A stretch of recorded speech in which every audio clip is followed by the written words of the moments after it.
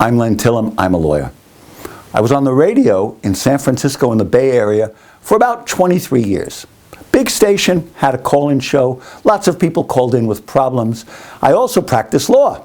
I did the radio show from a studio in my office and saw clients. I'm not on the radio anymore, I'm still working as a lawyer. We've got a firm in Sonoma with 3 other lawyers. We do all kinds of legal work. And to be back in the public eye, I'm doing these videos. I hope you like them. Today, I want to talk about shoplifting.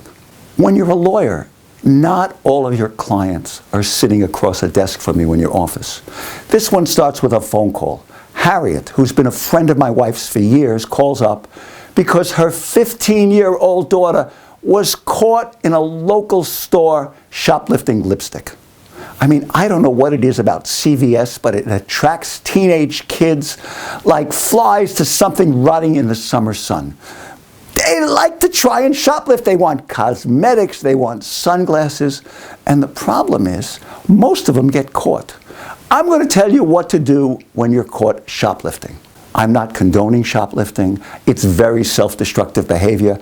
I represented a woman who was in her 40s who, after being caught shoplifting 3 or 4 times, first they charged it as petty theft, they kicked it up to a felony, and it was in the newspapers. It's really self-destructive and embarrassing. Don't do it. I think some people actually get some kind of physical rush by shoplifting. Kind of like maybe sex, I don't know, it's just weird. Stop doing it, it's destructive. I'm telling you right now. All right, so if you get caught shoplifting, if you're a kid, usually they take you into a back room, they make you cry, and they call your mother and father. It's good to cry. That shows remorse. So if the kids cry, and all of them do, that's fine. Sometimes they will call the cops. The cops really are not crazy about responding to these. If they have to take the kid to the station house or to juvenile hall, it's a big schlep for the cops. It's not a bank robbery. They don't like doing it. But if the cops are called, they can also issue the kid a citation. It's a misdemeanor. It's petty theft. And usually the parents or one parent shows up, takes the kid home, end of the story. The parent may or may not get a letter from the district attorney telling them, you got to show up in juvenile hall, your kid, a minor under 18. So you go to juvenile hall and you let them interview you and you say, I'm sorry. There's no reason to deny the shoplifting, because the kid was caught doing it. They had the stuff in his or her pants. So what are you going to say? No, I didn't do it? They'll be convinced you're a liar. At that point, if you're in juvenile hall and they've got your kid cold, spill your guts. It shows remorse.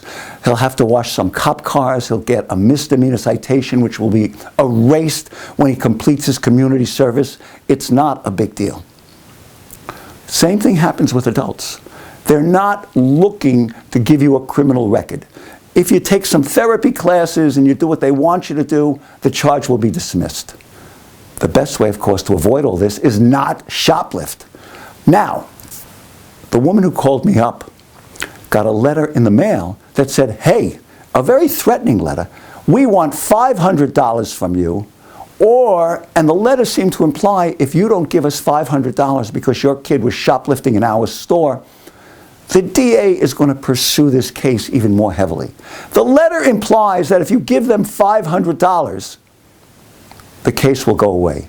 Number one, it's nonsense. What's going on here is that there's a law in California, and other states have it too, that says if you're caught shoplifting, the store can sue you for up to $500 and the cost of the merchandise if, after they get it back from you, they can't sell it to somebody else. So they're saying, give us $500 or we'll sue you. They're not going to the DA, they're not prosecuting it. By the way, it is illegal. You cannot say to somebody, give me money or I'm going to go to the DA and you'll be charged with a crime. You can't do that. So these letters, if you look at the letterhead, always come from some lawyer factory mill in either Miami or New York. And if you're in California or Texas, they're not coming from Miami or New York to sue you in small claims court for $500. The letter is a threat. Toss the letter in the garbage. Nothing will happen. I am not condoning shoplifting. I don't want your kid or you to shoplift. There's no reason you should send these greedy, sneaky lawyers from this legal factory mill in Miami or New York $500. You don't have to do it legally. And ethically, well, I don't think you have to do it ethically, but you know, I'm a lawyer, so you probably think I have no ethics. Rather than send them $500, send a letter to that ethicist at the New York Times and ask him whether or not you should send $500. But don't do it. That's my advice. Here's another wrinkle. If your kid goes shoplifting with a friend, you know, the two of them plan on shoplifting, we're going to go to this store. I don't care if it's CVS or Nordstrom's or Macy's. The two of you plan, we're going to go to this store and we'll both do a little shoplifting. And they both get caught. And the cop or the store detective says, you plan to do this. And the kid says, yes, I'm sorry, they're crying. You got a problem. That's burglary. Burglary is no longer just breaking into someone's house in the middle of the night. Burglary is now entering a premises with the intent to commit a crime.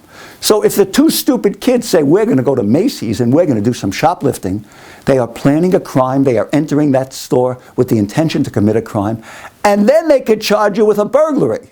And a burglary is a felony. Even if the shoplifting is petty theft, they can still hit you with a burglary felony. Don't do it with friends, don't do it at all. That's enough for this lecture. I hope you liked it. You can tell a friend about it. My webpage is lentillem.com. It's right here. Send me emails. I do lots of columns. There are a number of newspapers. We do trust litigation, probate, trusts and estates, who gets your stuff when you die. We do civil litigation, sexual harassment. We've got lawyers who sue other people. If you've been hurt in an accident or someone has injured you, send us an email. We can help you.